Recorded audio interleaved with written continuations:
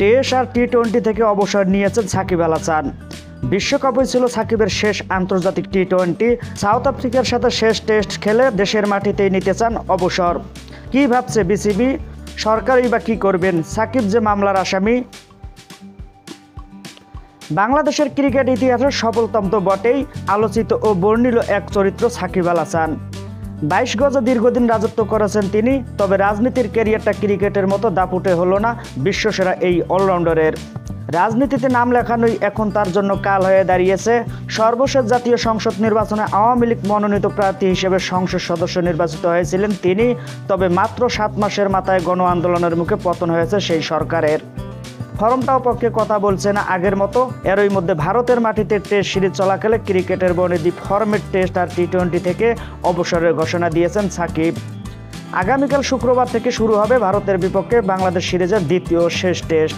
তার আগে বৃহস্পতিবার কানপুরে বাংলাদেশের তারকা অলরাউন্ডার জানিয়ে দিলেন টি-20তে নিজের শেষ ম্যাচটা এরই মধ্যে খেলে ফেলেছেন।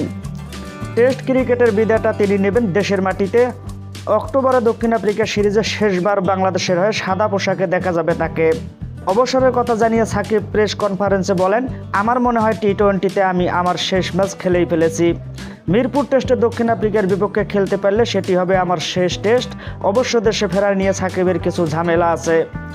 বৈষম্য বিরোধী আন্দোলনে হত্যাকাণ্ডের ঘটনায় একটি মামলা আসামি তিনি। দেশে ফিরলে গ্রেপ্তার বা অন্যভাবে হয়রানির একটা শঙ্কা আছে। সাকিব জানান, এ ব্যাপারে বিসিবির সঙ্গে যোগাযোগ রাখছেন তিনি। দেশে ফিরতে এজন্য কিছু শর্ত জুড়ে দিয়েছেন। সাকিব বলেছিলেন, আমি যেন গিয়ে খেলতে পারি এবং নিরাপদ অনুভব করি। যখন দেশের বাইরে আসার দরকার হবে, দেশের বাইরে আসতেও যেন আমার কোনো সমস্যা না হয়। বোর্ড খেয়াল রাখছে, বিষয়গুলোর সঙ্গে যারা জড়িত তারা দেখছেন, তারা হয়তো আমাকে একটা সিদ্ধান্ত দেবেন, যেটার ভিত্তিতে আমি দেশে গিয়ে খুব ভালোভাবে খেলে অন্তত টেস্ট ফরম্যাটটা ছাড়তে পারবো। দেশের মাটিতে টেস্ট ক্রিকেটটা বিদায় জানানো প্রসঙ্গে সাকিব বলেন, আমার কাছে দেশের সমর্থকদের সামনে টেস্ট ক্যারিয়ার শেষ করাটাই উপযুক্ত বলে মনে হচ্ছে।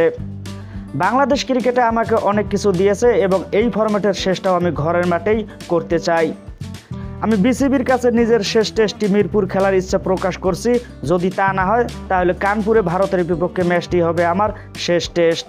নিজের অবসরের সিদ্ধান্ত ও দেশে ফেরা নিয়ে বিসিবির সঙ্গে আলোচনা হয়েছে সাকিবের। তিনি বলেন, দেখুন, এখন পর্যন্ত আমি তো অ্যাভেলেবল। দেশে যেহেতু অনেক পরিস্থিতি আছে, সব কিছুই অবশ্যই আমার উপর নির্ভর করছে না। আমি বিসিবির সঙ্গে এসব নিয়ে আলোচনা করেছি, তাদেরকে বলা হয়েছে আমার পরিকল্পনা।